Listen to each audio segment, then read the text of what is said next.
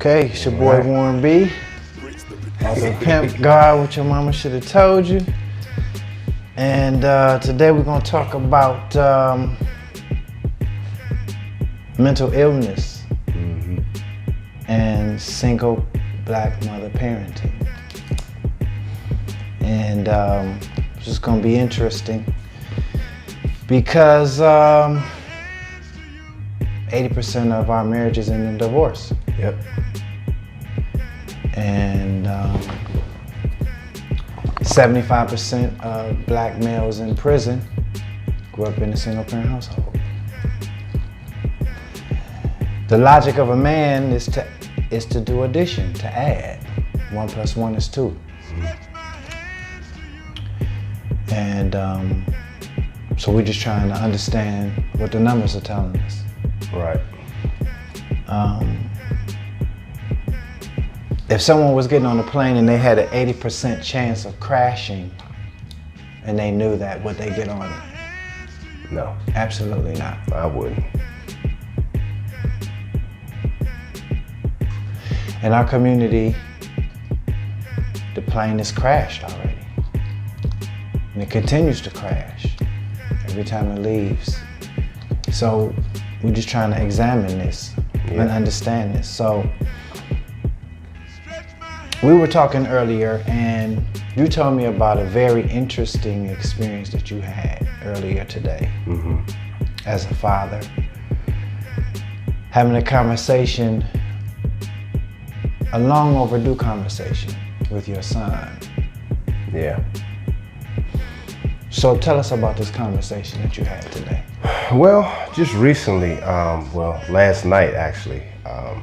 When people see the video, you know, it ain't gonna be last night, but this conversation I had with my son, my eldest son, he's 23. Yeah.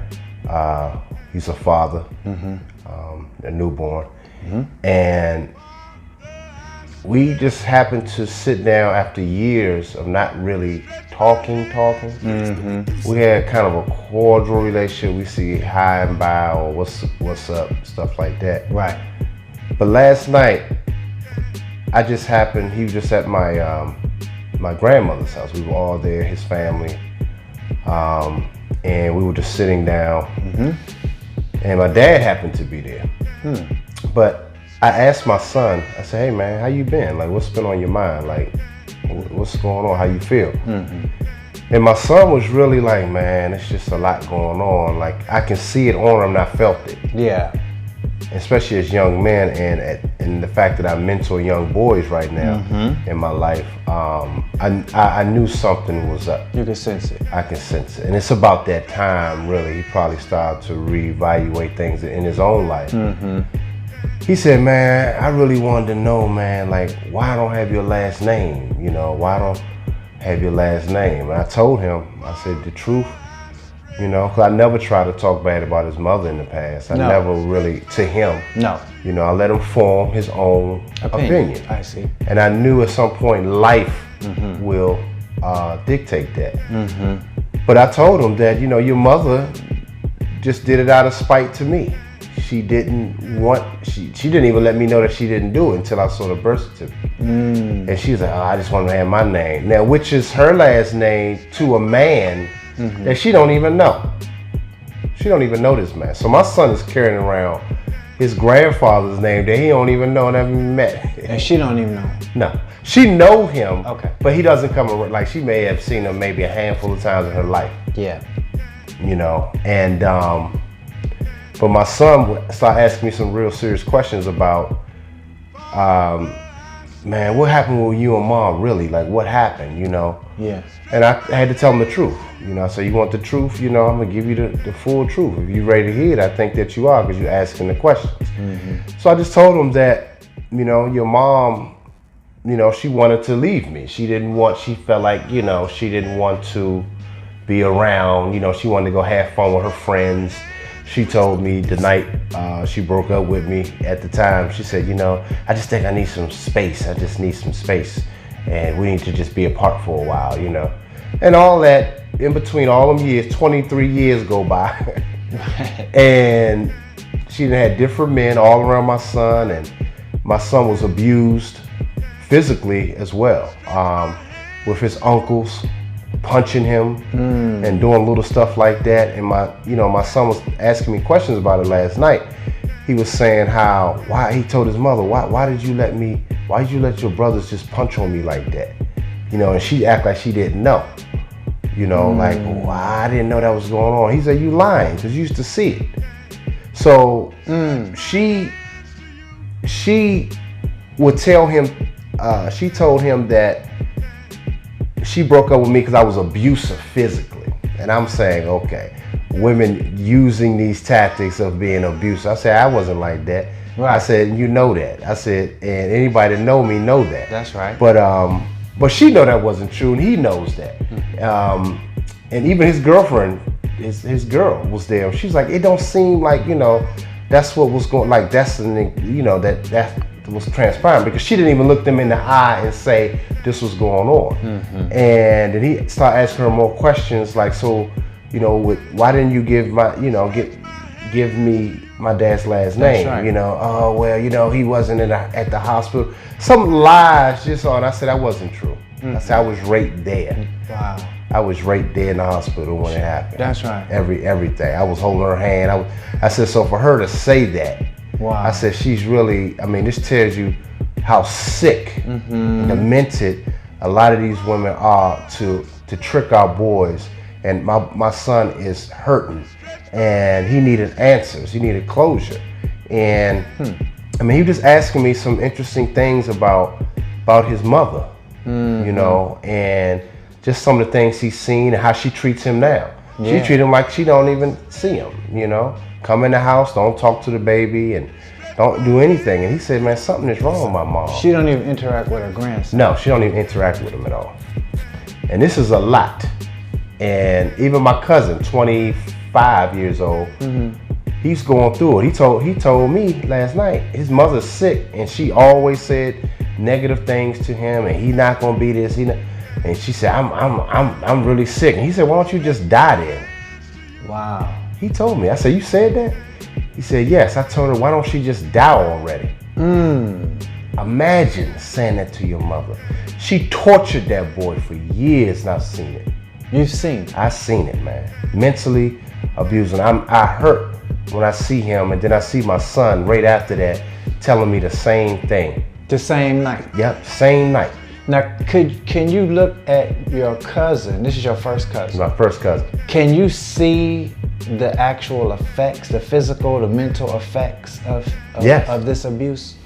Yes, because he picked up a lot of just dishonesty, lying, and sneaky behaviors from his mom. He does the same thing, that she do. And physically, I don't know. Well, I do know one story that she pushed him through the glass door, threw a candle at him. My son said he saw it. He was there. He said he couldn't go back around after seeing that. Right. And witnessing that for two young men, and actually one of them actually physically going through it. Imagine the long-term effects on that, and no telling what else was going on in that house. I heard stories through the years, but this is what she produced. And when your child gets to the point where he's saying you need to die already, imagine how he feels about her. Yeah, there's a lack of respect for her, because he's responding to the fact that she was dishonorable. Yes. And I remember Dick Gregory one time saying that, yes, the Bible says that we need to honor our mother and father, but he said that depends on whether or not they're honorable. Yes, he did say that, and that's true. I had never heard that, but I never heard a preacher even touch that. But he said that. It doesn't mean that they're honorable. They're not. Just because you're supposed to honor them. No. So that is, he was responding to her lack of honor. And you see it so much now, man, with these mothers abusing. You saw it in that one video that went viral with the young lady snatching her son up in school, beating him. Yeah. Imagine what goes on in the home. If she did that in front of the teachers. The funny thing was, I had, and you know this, I had a channel recently taken down on YouTube. And the video that triggered my channel being taken down was that video. Yep, sure I took a video, I took that image and that whole thing, the camera following her into the school, snatching him out, dragging him by his shirt, dangling, as he took him outside, and she whooped him in front of the teachers, who said nothing. And the thing that I thought was the most interesting was the dishonorable way that she got in his face. And she said, if you do this again, it's gonna be me and you, little nigga. Yes, she did. In front of the teachers. It's gonna be me and you, little nigga. Yes, she did. Me and you, little nigga. And I'm thinking, if you do this on camera,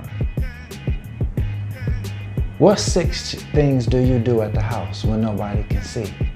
What kind of shit do you do? It just makes you wonder. And I remember, and I'm gonna just interject and then I'm gonna leave it alone, when I was at my children's mother's house, and for no reason she told my son, now we were broken up, and she told my son, almost like a fire drill alarm. It was like for no reason. She told him to get up and stand up against the wall. So me not being around every day, I didn't understand what was happening. I didn't know what they were doing. I saw how apprehensive my son was. He's only like 4 at the time, a 4-year-old boy. And he's apprehensive to get up. So I'm just observing what's happening. So finally he slowly gets up. She tells him to turn and face the wall. And he turns and faces the wall with his hands up against the wall. And then it was then that I realized that this is how she whoops my son. She whoops him like a slave. Back to her, hands up against the wall, and this is how she whoops him. So when I realized that, and the thing that was so bizarre and sadistic, mentally ill, was when he finally reluctantly got up against the wall, and then she said, no, don't worry about it, I'm just kidding. You're fucking with my son's melanin. But that's the demonic aspect. And that's a jokey goddamn, just a jokey joke. Right. So I said to her, I said, you whip my son like this, like a slave? And the fact that it was even funny, this was a joke, like a performance. Right. For me, as I came over, she wanted to show me. And you can only imagine what happens when I'm not there. You see what I'm saying? But that's interesting. A lot of women today, black women in particular, are struggling with depression. I remember recently I was talking with a sister about, she wasn't even a sister, she was an Asian woman, and I was just talking to her about, she was over and we was chopping up, and I was talking to her about just women on these antidepressants.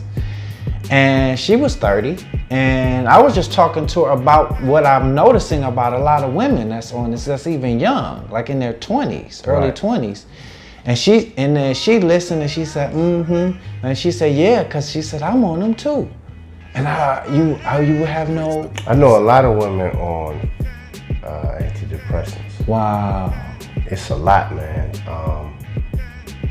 They're struggling internally. They have major conflict going on. Internally. And the particular young lady you talking about, she don't even have children. No, she don't even have kids. Thank God. So I believe that a lot of these women take it out on their children along with using drugs, sex, which is, yes. Alcohol.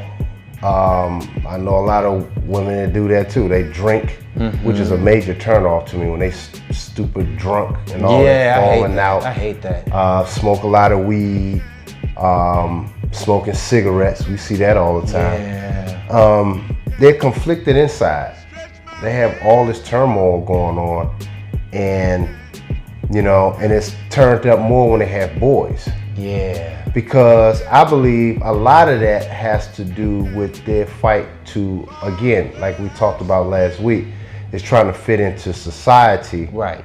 And in order to do that, especially when it comes to black boys, they already ran the father out the house. Yes. And then some women said, I seen some comments, well, what about the father that leaves and abandons the child? Well, my question will be, you chose that man. That's your choice of man. Yeah. And the other thing is, most of our children are not born inside of a family. And that's to begin key. with. They are not born inside of a family. You and I are a needle in a haystack. Yeah. Because you and I were born inside of a family structure. That's not the norm. Most of the young men